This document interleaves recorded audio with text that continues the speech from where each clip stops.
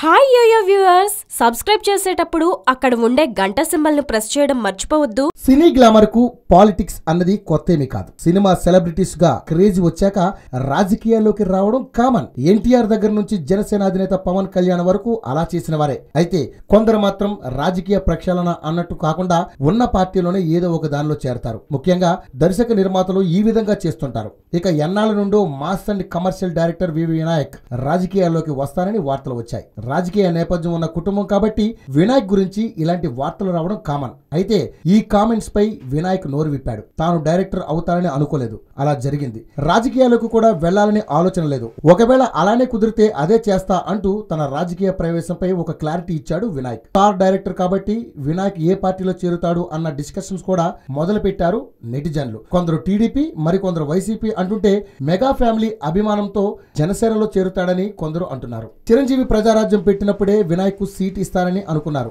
కానీ అలా జరగలేదు. వినాయక్ పొలిటికల్ ఎంట్రీ ఇంట్రెస్టింగ్ గా మారిన ఈ సందర్భంలో ఆయన ఏ పార్టీకి ఓకే చెబుతారు అన్నది సందిగ్ధంగా మారింది. 2019 ఎన్నికల్లో వినాయక్ ఏదో ఒక చోట నుండి పోటీ చేస్తాడని ఫిల్మ్ నగర్ టాక్.